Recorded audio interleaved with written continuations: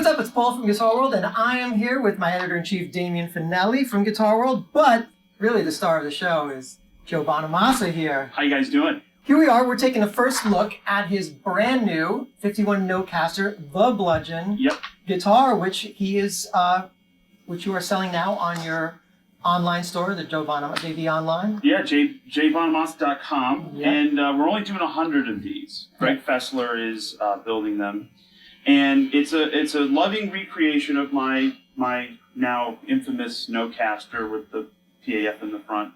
Looks a lot like Keith Richards' guitar. And I've played that original one 10 years. I put hundreds of shows on it. And I approached Fender. I was like, hey, you want to do a project? And we've been working together on amps and stuff. And I said, it's kind of fun to do the Nocaster and sell some replicas. And so this particular guitar is the one that was stolen. So what happened was that guitar was supposed to end up going to me, and I kept on calling his, Joe and his people, and they're like, I didn't get it. I know you sent it. I didn't get it. I thought they hated me, but it turns out they didn't. As Joe got involved, and as you mentioned before, the power of social media to do actual good things. It is what it is, but I'm glad to have it back, and I'm glad you guys are reviewing it. And, one of the things I didn't want in this guitar, I didn't want it to scream Joe Bonamassa. It doesn't have the traditional custom shop V logo. I just wanted it to be a Telly. The serial number is on the bridge like they would be on an original one. I usually sometimes get custom shop guitars, and I know there was no demarcation of that. Right. Which was the only thing that, if you had to really dig, is right, isn't it? It's JB on the bridge. Whatever it is. 006, right. And it'll go up to 99 and 100, which somebody's already purchased 99 and 100. And it's Greg Fessler building them. He does 2 a month. So, we're almost sold out of these already. Without any kind of advertising, but we're advertising today. So it's a bit of a wait to get them, but it's worth the wait. The necks are not huge like on some of the stuff. Well, I'm going to talk about that in a moment, because obviously it's normal. The Nocasters usually have like a U-shaped neck, and you kind of alter the contour a bit on this one. Well, it's pretty much the way my original guitar feels. Yeah. Contrary to popular belief on old guitars, not all old guitars have gigantic necks. Right, that's true. You see that on Les Pauls. You see that on like especially 50s Les Pauls with the prevailing narrative. It's like they had these big baseball bat necks. That's not true. Yeah. Same thing with vintage early Tellys, 51, 52. Like I own Terry Reid's guitar that is set up the same way, 52 Telecaster with a humbucker. And that's got the smallest feeling blackguard Telly neck I've ever, small. It's tiny. Yeah. You said that we reviewed this guitar. We kind of did, and the thing, it's hard not to love this guitar. I mean, yes, it's not in the affordable range, but it's an amazing, really recreation of a vintage style guitar, but it has all the right proportions, like as far as weight, the neck feel, and everything, and then you get down to the sound. I mean, it's like, this is pretty great. It's so like, what am I going to nitpick? The worst thing I can nitpick is, I can't afford it. Well, and the price point is it's a higher price point because it's a hand-built guitar by one man. Exactly. Greg Fessler. Now, if you look back in history, like a Sunburst Les Paul, I think it was $269. Just for inflation, it was not a cheap date. They've never been cheap dates. The Nocaster was probably in 51 somewhere in the $179 range. So, to get a hand-built guitar by a master builder, it takes a lot of time to do the aging and build it right. Because he's hand building every single one of these. So the price point is high, and but it's not any higher or lower than a similar guitar you would buy from a master builder. And for a custom shop, heavy relic guitar like this one, to me, I was surprised. I thought my first guess was going to be closer to 15 grand, and this is somewhat like on the lower side. Because you've been to as many NAMM shows as I have, and you go to that Fender booth, and some of those custom shop things are upwards of 10, 15 grand, and this is is on the lower side. And so for me, I'm like, this is exactly what I would want to play and not really worry too much about it. Because you can't really beat it up anymore. Exactly. I mean, it's and the thing about it is, it's $8,500 on our website. We're the exclusive dealer on it. Same thing we did with the Twins. you know, Fender's been great to work with on the manufacturing side. They deliver when they say, and the quality control is really good. Yeah. And you know, I'm just honored to do it. I mean, I never thought I'd have a telly. But it's interesting to note that this is actually your first collaboration with them with a guitar, because before it was mostly amps. Just the amp. Just the amps, right? And and I'm a Gibson guy. Right. You know? Well, that's I've been a the Gibson other guy thing. for a long time. I'm lucky in both companies that they support me because I'm a guitar player. Like, you know, I can't use one style. Like, I couldn't use this for my whole gig. I have a lot of different sounds that I have to cover in 45 records. I'm a Les Paul guy. I'm a 335 guy. I'm a Telly guy. I'm a Strat guy. And luckily, I've been able to kind of create this detente. Both companies tolerate me still and haven't showed me the door. Mostly because I buy stuff from them and sell it. It's been a good collaboration with Fender. We have another amp in the pipe. We did the Twin. We're going to do a 1948 dual professional. Yeah. And that's 12 watts. So the Twin's a lot of amp for some people. Yeah. It's one of the loudest amps I've ever made. And it's just loud and big and sounds great. But a smaller package would be good. So we're doing that this year, and then we're doing these, and you know, they're starting to trickle out, and people are enjoying it. So it's also good the fact that you do this kind of stuff, because I mean, between the two companies, I mean, you're really the face of vintage style gear, and these are legacy companies. And granted, they have newer guitars, but like some of these kind of like really great pieces, you're like the vanguard of keeping them alive. Bonamassa for nothing. That's right. Exactly. No, I mean it's basically, you know, I'm a vintage guy. I play vintage guitars on the road. I play the new ones on the road. I also play the Epiphones on the road. Sure. And so at the end of the day, a guitar is a guitar is a guitar, and you have a mission statement. Does it sound right for the song? Does it you know, look cool on stage? Because a lot of it's a spectacle. It's you're watching stuff, and you know you see a cool old Telly come out or an old Les Paul, and it's part of my show. That's true. Right. Speaking of small packages, the pickups. Can we talk about the pickups? Yeah, let's talk about especially the bridge. Well, these are Seymour Duncans. I've been collaborating with Seymour and MJ and Kathy for years, and so they were tasked with recreating, in my opinion, the greatest bridge pickup I've ever heard on the original guitar. I mean, it's a cut above. There's Blackguard Tellys, and then there's this thing. It has an extra 10%. I don't know why. It just does. So we went back and forth. Originally tried to just recreate it. They recreated it just by the numbers. Like, it reads 8.6. Here's an 8.6. Right. Didn't sound the same. And I was like, gotta go higher. And they're like, aren't you mad? You're mad, Bonamassa. You're a madman. Surely you can't get 9.5 out of a bridge pickup. Well, that's what this is, and it's a 9.5. But and this is basically a recreation of the PAF that was that's in the guitar now, so it's out of phase. But the real star of the show is this bridge pickup. They're calling it the Bludgeon Pickup because that's what it is, you know. And it you know, because the thing is.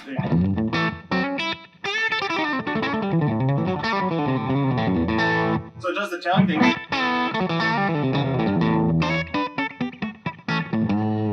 But when you drive it.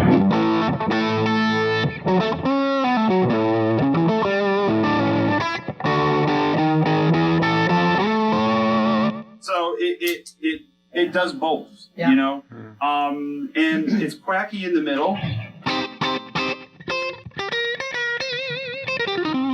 You know, like Peter Green and all those.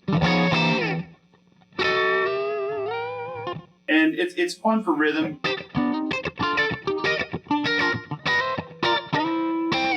And then obviously you have you know, your front pickup is PAF style, and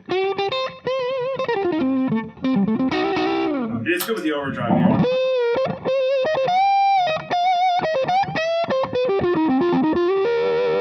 So it does what it's supposed to do. Would you have imagined it maybe with a normal Telly neck pickup, or is it just because it has that humbucker, it has this holder character? I love them with the humbucker in the front. I think it's a great combination. I think ash body with a PAF is great because it's a little brighter. Yep. And it's got that stratty quality to it. So especially in that middle section, it has that really. On my stock tellies, I'm not a front pickup dweller. They sound good. The old ones tend to squeal, and they sound a little anemic compared to like on a stock black guard. They sound a little anemic sometimes compared to that bridge pickup, which is just they're like a hammer. So this is a good combination. I mean, most of the time, if you see me playing this guitar, I'm on the out of fade.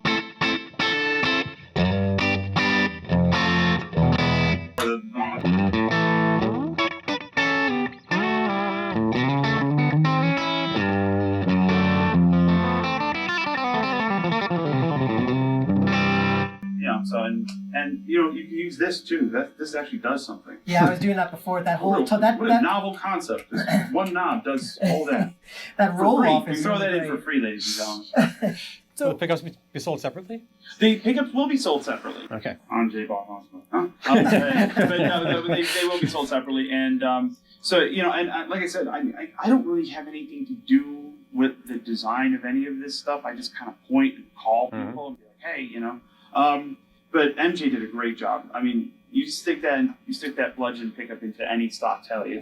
I will. It's a different animal. It's a different. Yeah. You know, if you're into that kind of thing, you know, I mean, it's a powerful bridge pickup for a telly. Yeah. You know? It sounded. I mean, to me, I thought it was just very wide open sounding, and it still does all the telly things that you love. And so, that's the one thing that as I had mentioned with Damian earlier, that we both have a bunch of tellies, and so he was my perfect person to test this out. But like, I plugged in all my tellies, and I'm just like, and I put that in. I'm like, Jesus Christ, this bridge pickup is ridiculous.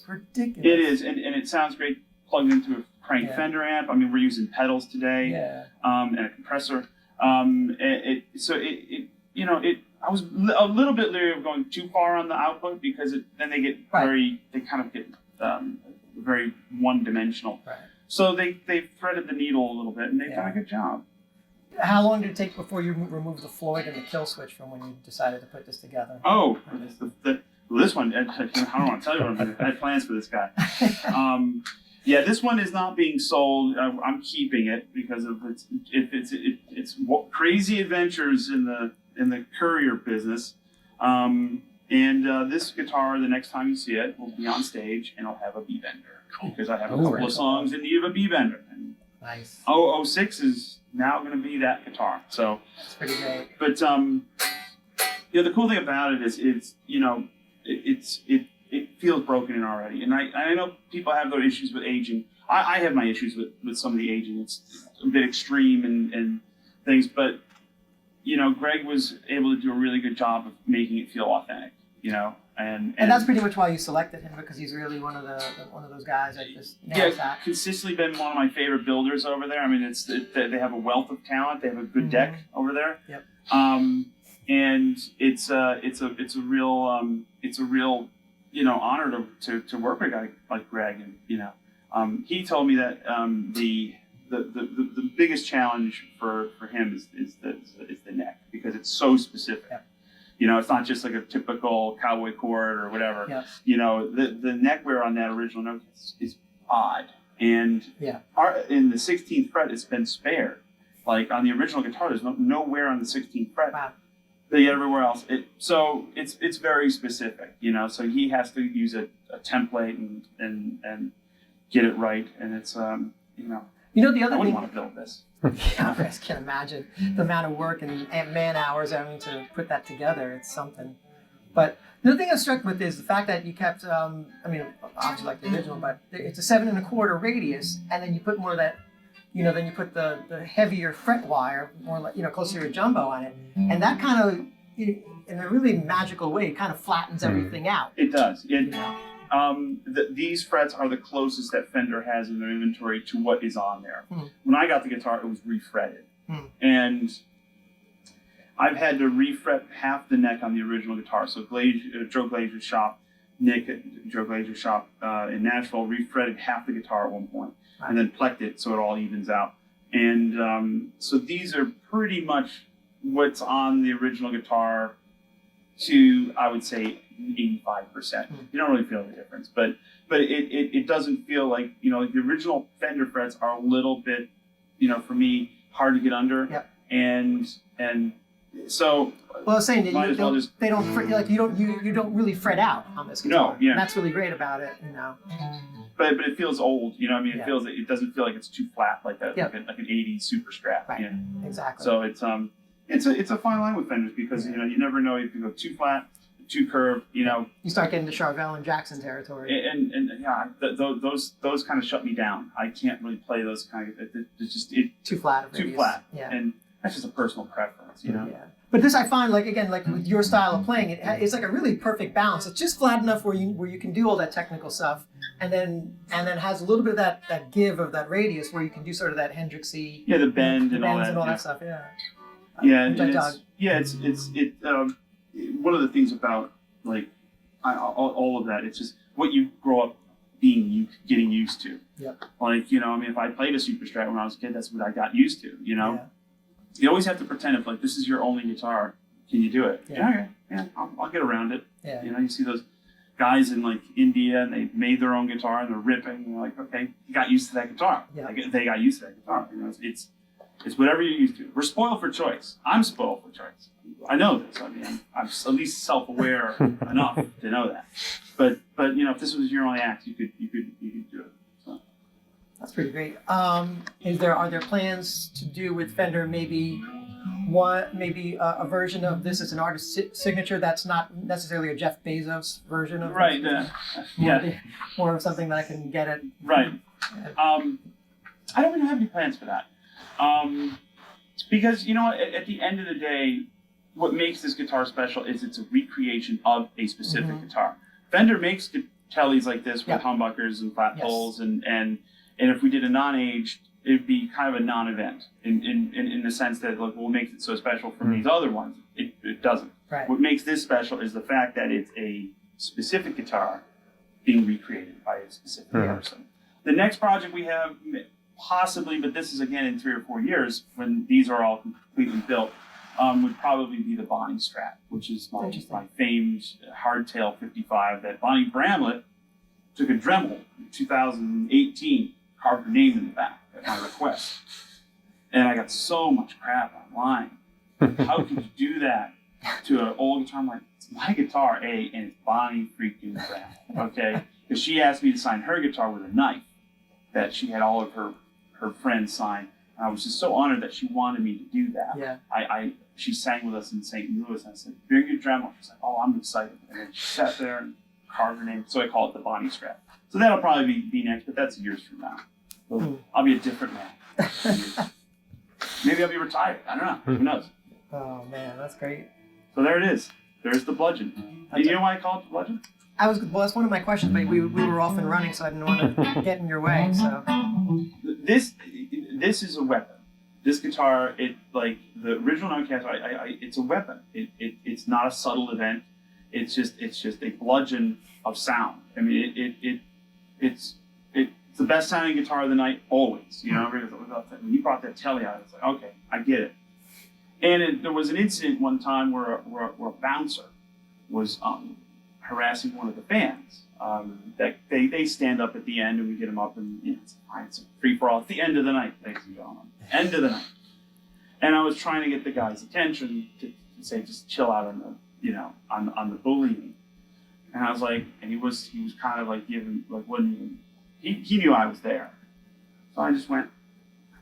I gave him a little love tap with the headstock and it was caught on film. And I was just like, hey, chill out. And he did. So it's got so many uses. You can paddle with it. You can, get you on any jam. Plus, it has a story now. That's the thing. Guitars are all about the story, right? Oh, yeah, absolutely. You are. You buy the story.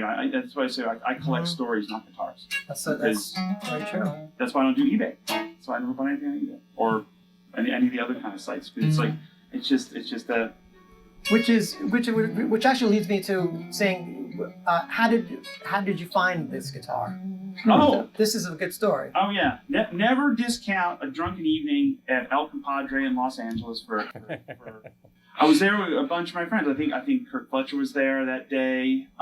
Maybe from Matt, who's now at Gibson. It's just the gang. We had a little gang of 4.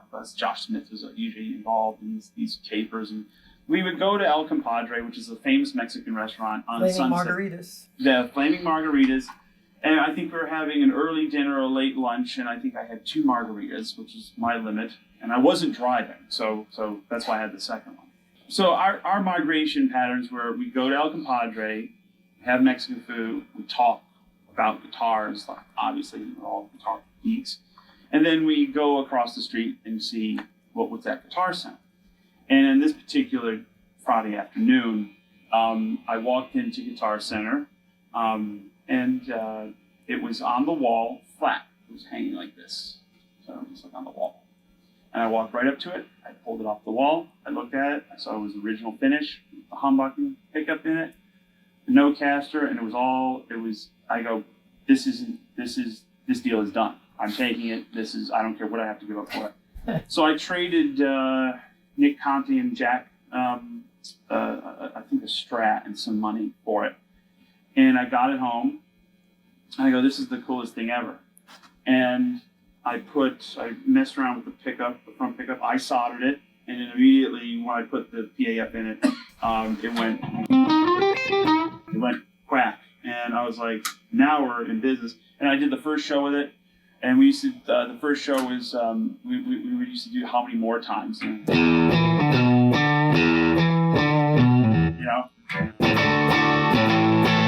And it was like, all right, there it is. And immediately, that was like it was a winner. And then I brought it to the studio. We made a record called Different Shades of Blue, and there's a song on there, I believe, called No Good Place for the Lonely. I'm maybe mixing these up, but and I used it on that, and it immediately had a signature sound that no other good. I can identify this guitar more than I can identify anything else in my arsenal. So that's why it's so special to me. So, was Kirk Fletcher jealous? He didn't have a shot. Like, here's the thing. It's like when I'm raging in a guitar shop, it's over. I mean, I'm a bull in a china shop. Okay. Right? I'm like, it's over. I circle and then I stop in front of things that I like, and I just grab it off the wall. I go, it's over. Mm-hmm. Like, get the case, right? Because it's so rare to find. A lot of times. There was another prospective buyer that was thinking about buying it, and then they wanted to restore it, put the original, fill the route. I was like, man, then who cares? It's still messed up. So it's better. It's cooler like this with the humbucking because it's the story. And on the case, we even recreated the case. We came with a brown case from the early '60s, and it says Oz, O-Z, period, And I'm like, who's Oz? I'm trying to figure out who Oz is. But it was the story was it was shopped around the stores in LA.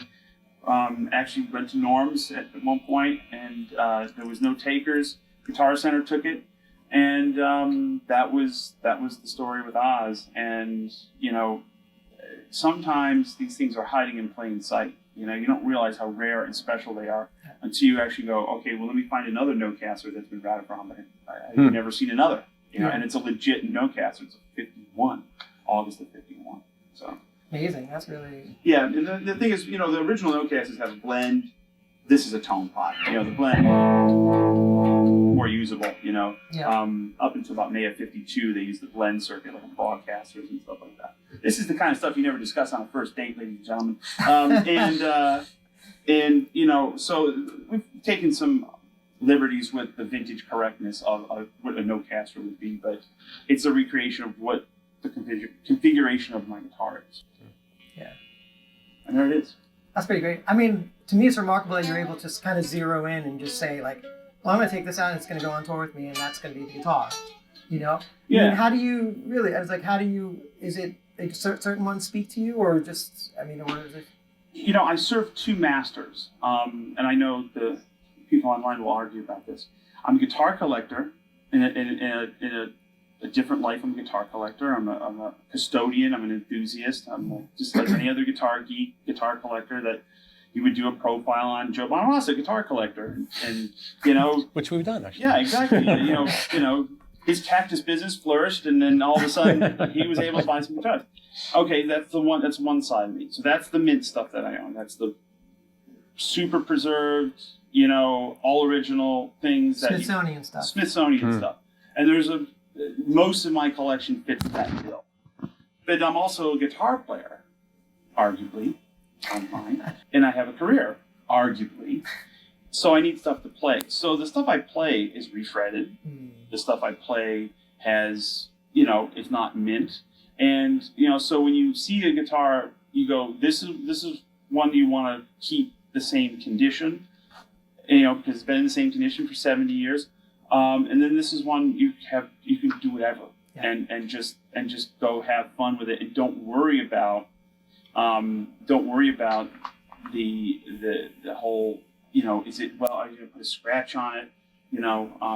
Just a quick anecdote. When I first got my first 59 Les Paul, I was so terrified of the guitar, right? I paid all this money. I paid all the money in the world. Okay, I sold all my guitars for one, which a lot of people do. One guitar, and I had a few others. But I sold most of my collection at that point. Get one, and some guy came up to me and was like, he's like one of these kind of vintage purist guys, and he's like, Joe, every scratch you put on that guitar takes $1,000 off the value. And this is what cured me of it all. And I look back, and sometimes when people say I met you like 10, 15 years ago, the first thing I say was I'm nice. Because sometimes I'm not nice. And I said, what the fuck are you talking about? I said, if I put 165 scratches on this guitar, it's worth nothing. I go, that cured me of it all right then and there. I was like, just play and enjoy it. Play and enjoy it and be responsible. And that's pretty much how it all went down. And that reminds me of something. I've spoken to you many times, and you've always been nice, by the way. Thank you. Nice today. But it seems like every time I speak to you, you talk about a guitar being used as a weapon, but you always, like, figuratively. Like you once spoke to me about Jeff Beck. I forget what song it was. But that's the first time you heard a guitar being used as a weapon. Yeah. So it's just interesting that you have this, which is like a literal weapon. Yeah. No. I mean, the thing about guitar is I gravitate to an extension of your personality. I also gravitate to players that have an extension of their darker parts of their personality. Right. Like when I first heard that, I was Good like, song. that's an angry 20 year old Yeah. playing a Les Paul. And I go, whatever that is, I want him to be involved. And that was the first time I was, when I first heard Eddie Van Halen, I'm like, there's a fire and just that's a tap into your inner soul. Yeah. And so when I always say, it's like there's playing in a video, there's playing in front of a telephone on Instagram, there's playing for enjoyment at your house, and then there's playing in anger on stage. And it's not that you're up there seething in anger, but that's when there's no net and it gets serious. Yeah. And when you're in front of people with other musicians, and I've always loved that feeling. I've always kind of felt most at home playing in anger. It's like, it's so hard. That's why in the studio and it's so hard to summon that stuff. Even at rehearsal, you're like, it doesn't. In the first gig back, you're like, okay, now it's there, and it's like that's the beauty of it, and that's what keeps me going. It keeps it interesting. Yeah, it's a bit like a gladiator. I mean, now you have a weapon that's going to really, make you succeed in battle. And and important about an instrument, it can be anything. Right. If you're a jazz player, it could be a 175 acoustic, could be that Epiphone sitting next to you. Whatever instrument you're playing, if you feel confident that every sound in your mind that comes to your head, that you can achieve on that without really having to pivot too much, that's a good feeling to have, because at the end of the day, you're up there and you're like, I can do anything with this. I'm making music and I'm contributing to the ensemble. Yeah, that's fantastic. Yeah. Well, I'm going to leave it there. And there you go. Thank you so much, Joe, for being here. That was very nice. And definitely, this is it. This is a great guitar. The Bludgeon. Look at me. Gotta tell you. I don't really have many products with my name on it, so this is real special. Never done a signature or anything. But the truth is, it really doesn't have your name on it. That's true. It does. Your initials. You can get it on the case. Oh, that's over here. There it is. There you go. But thanks for having me. Pleasure. Maybe we'll see you next time when you bring your Bonnie Strat. Your Bonnie Strat. Oh, there'll be more before that. And I'll bring a Dremel. I'll bring a knife. Let's do that.